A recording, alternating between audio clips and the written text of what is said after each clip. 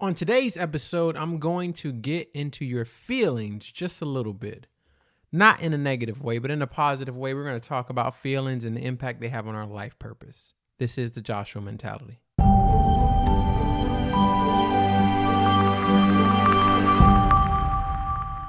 Hello and welcome back to another episode of the Joshua Mentality.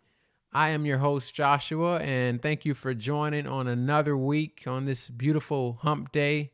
Or if you live in my area, it probably hasn't been that beautiful because it's been nothing but rain and ugliness. But any day we're breathing is a beautiful day, so we got to make the best out of it. This is week 36, which actually was a bit of a surprise. I know I do this every week, but I had to look twice this week because I thought it was week 37. That's what happens when you go on a little mini vacation. You forget where you are in life. And so I had to check. Did I miss an episode last week? But I did not. We talked about the 5 strategies of measuring success. So I did not miss that. I'm just having a little bit of the vacation hangover here. Speaking of vacation, I think that's worth a highlight. Last week, I got a chance to finally get away. My wife and I got married in March, on March 7th to be exact. So our anniversary was supposed to be in March, but unfortunately we did not, or I should say we underestimated how challenging it is to celebrate your child's first birthday and plan and make anniversary plans kind of all in the same weekend. So we sacrificed this year for my son. I don't know if we'll continue that, son, but we did this year and we went ahead and celebrated in April. So I bring that up because my soapbox for the day is in regards to something I discovered this weekend that I had no clue about. I had no clue about this demon called red tide. And yes, I said demon because that's what it felt like. I had no idea that you could be sitting on the beach, because I'm a guy. For those of you who haven't figured this out, my skin is naturally a lot darker because I'm black. So therefore, we don't need to tan. There is no reason for us to go sit on the beach and tan. With that being said, this past weekend was a beautiful, what I like to call a beautiful beach day. Wasn't really too hot, wasn't too cool. It was like right there in the middle. So as I'm sitting out there, I'm thinking, this is awesome. I'm going to have a fantastic beach day because this is my kind of beach day. I'm not sitting up here turning charcoal, which is not my favorite thing to do. But unfortunately, this little demon called Red Tide had other plans. And next thing I know, my wife, my son, we're all coughing and thinking that we have been hit by one of those plagues in a scary movie that usually take place in public areas with crowds. So thank God it wasn't that. We found out that it was just a simple case of the demon Red Tide. So there's your fun fact for the week and soapbox for the week, all in one. Watch out for the red tide demon. All right. I'm 3 minutes into this show and I'm already having my random outburst. So I'm going to do us all a favor and get back on track and focus our attention on this week's conversation.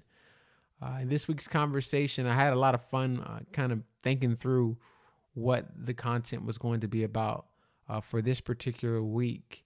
And I didn't realize that it would be so fitting to where I'm at currently with some of the things I've thought about and been kind of reviewing in my mind or in life right now. And it's really regarding following or this lie we've all been told from the moment we were children in regards to following our hearts. I don't know if you've ever heard that before or if you've ever seen that in one of the kids' movies where they're like, just follow your heart. Just do whatever. Listen to your heart. And yes, I had to use that voice to imitate the Disney movies that we've all watched. But if you're familiar with this stuff and you've seen or heard this, I might be bursting your bubble today. This may right off the jump cause a little bit of a paradigm shift for you because I want you to know that's a lie. One of the worst things you can do in life is follow your heart. Yes, that's one of the worst things you can do in life is follow your heart. Why? Because our hearts are, I would say, Our hearts are the most unstable, directional kind of reference or figure we have in our lives. It's the most inconsistent, just kind of, depending on what day it is, unreliable, source we have. It's our hearts. And if you don't believe me, just take a moment to kind of just think for a moment the last 3 to 4 thoughts that have gone through just your feelings in your heart. You'll probably find that if you're like me, and I'll use myself as an example, the times where you're at your least productive self, where you are the most inconsistent, where you have a total lack of focus or execution or growth, is when you're following your heart. I'm serious. If you were to really just analyze that, and here's why that's true. Here's why that's a fact. Because the symptoms of following your heart directly contradicts following your purpose. And many people confuse that. Many people confuse following your heart with following your purpose.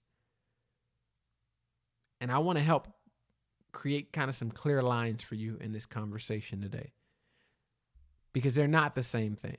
And you may say, well, Joshua, what about the dreams and all the things you told me I should search? Yes, you should search those things.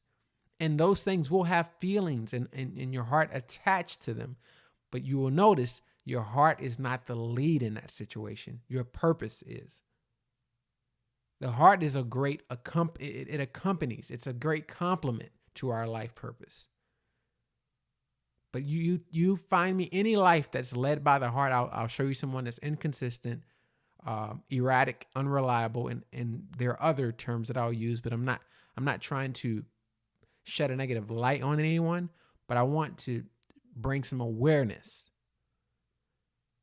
Because recently, and well, not even recently, on a day-to-day basis, I have to really check my heart.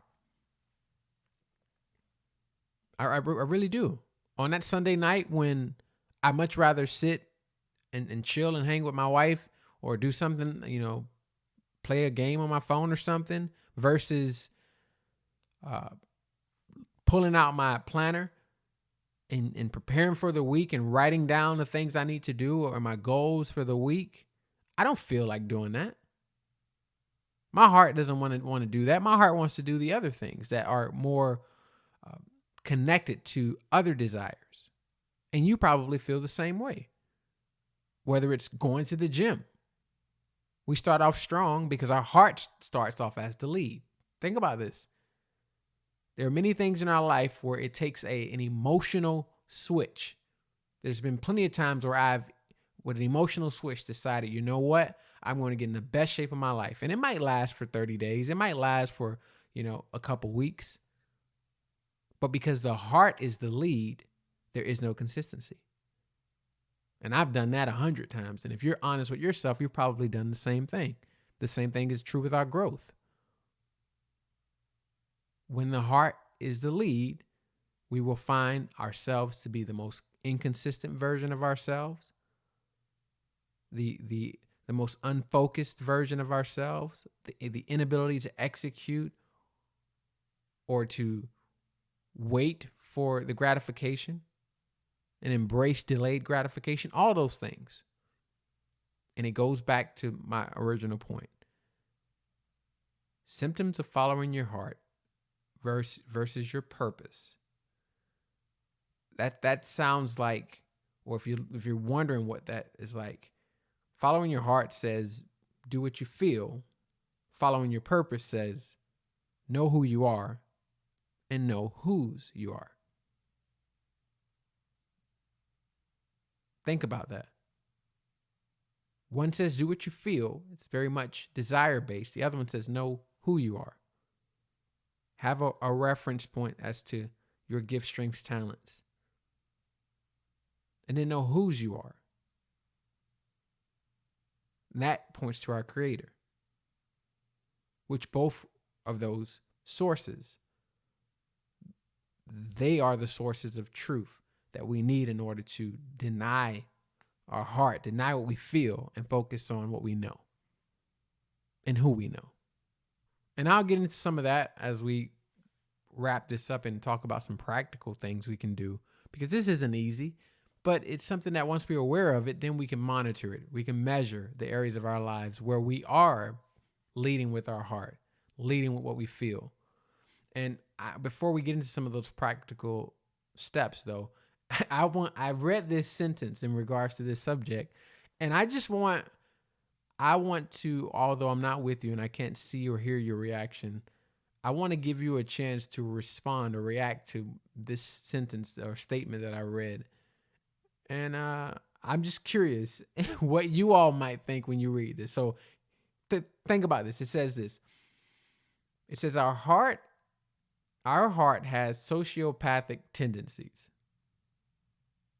Our heart has sociopathic tendencies. For those of you who aren't familiar with what that word means, what's a fancy way of saying our heart is crazy. It's psycho. And when I read that, I laughed out loud because I thought it was funny, but then the scary truth followed it, because while that may sound crazy, it only sounds crazy until you think about the things that cross your mind that are more so feeling based on any given day. Just think about that. Think about the last 5 thoughts that, crossed your mind that were feeling based. For me, or as I say on TikTok, I'll go first. For me, I know recently one of the things I've been working on and really struggling with, and I blame this darn pandemic for getting these cravings up in my life, but it's been denying like junk food. I'll be doing good for a few hours, a few days, and then something comes into the house that I know I shouldn't have, or I get this thought or feeling that I want this. One of the things I'm really big on right now is that darn brownie from Chick-fil-A. That is, we talked about demons earlier. Well, the brownie is that's the devil. Because that thing calls me out of my sleep and naps and makes me want to go grab it. And that sounds like a silly example. One brownie ain't going to end the world. But those small areas, think about it. Let's think about some more important areas. Nothing in our feelings really leads us to better character. Think about the last 5 people you wanted to slap. like that all comes from feeling. That feeling is known as anger or frustration. Think about it. Nothing within our heart. Our heart is one of the most sociopathic, crazy organs in our body, in our being. And if we allow it to be the lead, we see things like this come into play in our lives. Now, I'm not saying that the heart is completely bad. It's not. It's just never meant to be the lead. Never meant to be the lead. And again, if you are still on the fence about that, just think about the last 5 events in your life that were heart-led. And I know that's a phrase that's used a lot. Especially, I do a lot of coaching and training in leadership circles. And we talk a lot about leading with your heart, leading with empathy. But there's a difference. There is a difference. If I'm leading someone with a heart of service and love, that is purpose-driven. It's not feeling-driven. Because there's a lot of people that we will not feel like loving. But in order to maintain a high level of character and consistency that's based on who we are, like we talked about a few weeks ago, that's honor. The only way to do that is it can't be led by what you feel. If it's led by what we feel, we will only love those who we deem deserving of our love. We will only honor those who we deem deserving of our honor. That's not a great leader. And that's not you. I believe you are a great leader.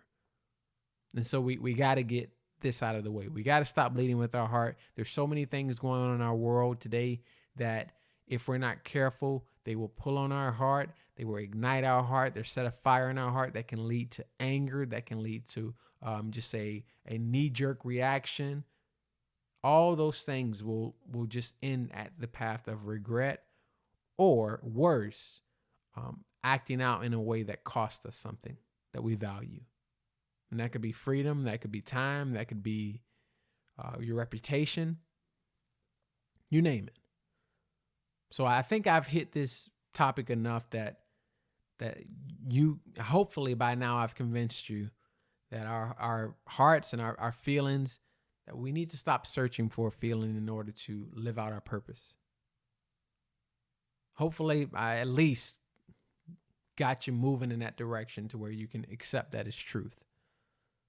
Because I don't want you to any longer be robbed of all that is waiting for you, because you, me, and others that we know, like ourselves, have spent time being for too long led by what we feel. There's parts of my business I can look at right now that has not hit certain goals and levels because I've spent far too many days erratic and unfocused in my approach because of how I feel, wanting that immediate gratification of success in my business, or in growing in one area, wanting to be at a proficient level quickly, fast, and instead just frustrating the growth cycle because I'm being led by my feelings. So hopefully I try to use myself as an example so that you know that you're not the only one struggling with this. We all struggle with it, but it's worth kind of putting a nice harness on and monitoring and measuring and growing. All right. So let's wrap this episode up with some practical things you can do. I spent more time than I wanted to driving that point home as to why this matters, but let's talk a little bit about conquering those feelings, conquering a heart or a life that's led by your heart. I think maybe the better word is overcoming a life led by your heart. And here's what we can do. I always tell you all that when we talk about those core mentalities of our life, the first one is faith, because I believe life begins at hope. And hope can only be found in faith. If you've been listening long enough, you know where my faith lies, and you know how I feel about this subject and where I stand on this subject. But I bring this into this conversation because the only way we're going to overcome a life led by our heart is we got to know or establish, where do we go when we need truth? Because if we're not going to follow our heart, we have to follow something, and that something has to be truth. So the question that I would encourage you to ask is, where do you go for truth? Where do you go for truth? When you're all caught up in your feelings and you know and you can spot with awareness that, hey, I'm being led by my heart right now, how do you pivot and where do you go for truth? Simple question. For me, I go to my faith. I go to the Word of God. I go to the principles within the Word of God, and that gets me right back on track. And I know that's truth because most time when I go there, it's telling me something I do not want to hear. So if you are someone that hasn't acquired faith in your life, or you're not a believer in, you don't have any belief in faith, we can get this question down to your level too. Who are the person that you're going to for truth? Are there more times than not where they're telling you things that you don't want to hear? Because that's a great indication that that's a source you can trust. Again, for me, that source is my faith and the Word of God, and it's always been that way, and it's never let me down. It's always given me a true north. And so if you're going to overcome a life led by your heart, a life led by your feelings, you got to have a true north, and you got to know where you go when you need truth. That's number one.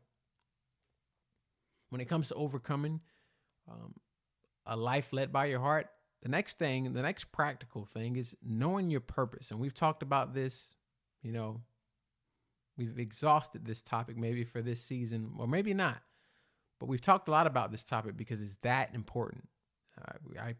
I'm dedicating a whole season to this topic because it's that important. And one of the most important areas is when it comes to leading your life.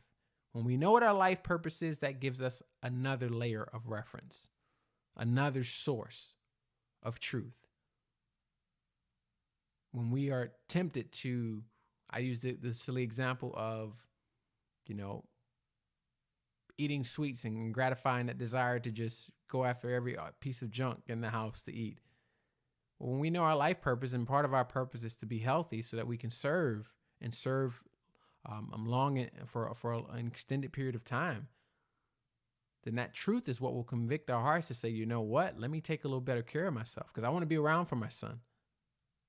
I want to be able to contribute to my community and have the energy to lead and lead well in various aspects of my life. But that's an element that starts at knowing our purpose. I believe my purpose is to serve. That's why I'm up doing this podcast, because I believe that's my purpose, to serve you. And when I don't feel like getting up and doing this, because trust me, those days happen, I lean on what I know. And I lean on what I know about my life purpose and the strengths, gifts, and talents I've been given. What's that for you? What's your purpose? How do you add value to the world? It doesn't have to be anything huge. It can be just in your immediate circle. It can be at that desk that you report to every day. But understanding that and knowing your life purpose will help you avoid a life led by your heart. The next one, and this one's one that I think for our generation will probably be the most challenging, and that's overcoming the obsession and desire for immediate gratification. In order to overcome a life led by our heart, we have to master delayed gratification. We have to. And if you're not familiar with what that term is, delayed gratification is just being disciplined enough to keep your eyes focused on the long game. To put in the work today, knowing that you may not get the payoff until a year from now. To show up today knowing that nobody might listen for the next 6 months. And I think I talked about this in a recent post on my IG. If you haven't followed the Joshua Mentality, do that now. But I was talking about how I don't even believe I think the listener amount for that week was like in the 30s. In the 30s. Yet I received a letter from a listener saying how much they benefited from this. And if I were one that was looking for immediate gratification, I would have canceled this by now. I would have said, you know what? Not enough people are listening for me to give my time to this. But I understand, number one, I go to my truth. For me, again, that's the word of God. Number two, I go to my purpose, my gifts, strengths, and talents. I know this is within that sector of strengths and gifts. And then I also know I don't need that immediate gratification because all of the purpose aligns. And so guess what? That source says this is truth. We're going to keep doing it.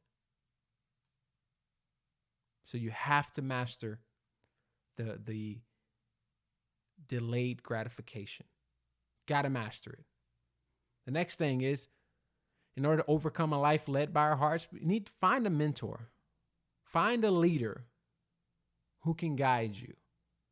We talked about the faith foundation, and that's very important. But let's be honest, sometimes we need that in the form of a person. We need that truth. We need that guidance in the form of a person. And that person is in your life. You just haven't accessed them yet.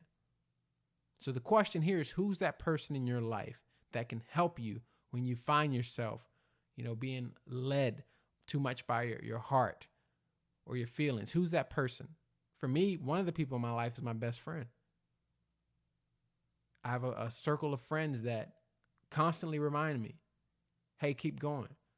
Hey, this is the truth. Hey, this is not who you are. Or, hey, this is who you are. You need that. You need that. It won't always be pleasant, but it's important. You need that. So find a mentor or a leader to guide you so that you can avoid wasting time on your life, wasting time away from your life purpose because you're following that sociopathic heart of yours. Let's wrap this thing up. Here's the last one. Oh man, I don't know what I just said. Here's the last one. This one's around acknowledging the desires of your heart. And I picked this one as the last point for this episode because I think it's one that's kind of a curveball when I just told you that your heart is a sociopathic liar. Why would you acknowledge any of the desires in it? I think that's a good practice because suppressing it is probably just as bad as denying it altogether. Our heart is not all bad. There are things in our heart that we should be aware of and we should acknowledge. But we only acknowledge them so that we can connect a why to the what. Connect the why you're feeling what you're feeling. Oftentimes, what that does is it forces us to kind of coach ourselves.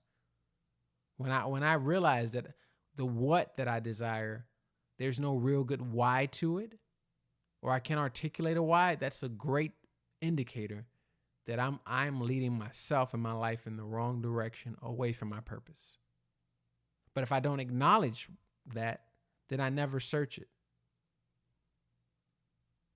So while it's a poor practice to be led, or a life that's led by your heart, it is a good practice to search your heart. It is a good practice to put yourself in a position for your heart to be searched. Because we are human, we are complex, and we are very much flawed. But that's okay. And knowing that, to give us the encouragement to search those areas and shed light on them so that we can overcome them and get to the other side, which involves our purpose and the destiny that your life was meant for. As always, I hope you found this episode to be valuable for you in your week. I know we went a little long today, but I think it was worth it because this is a topic that I think is so appropriate for our generation, who I think we are one of the most, I won't say one of the most, but we are at times, we get caught up in our feelings. We definitely do. And with so many stimulants within our social media and informative pathways, it's very easy to get lost in our feelings and be led by our heart. So I hope this helps because I care about your life purpose. So make sure that you like, subscribe, leave a comment if you think that's something that you want to do. And I will see you all next week, same time, same place. Reminding you, as always, that success is your destiny.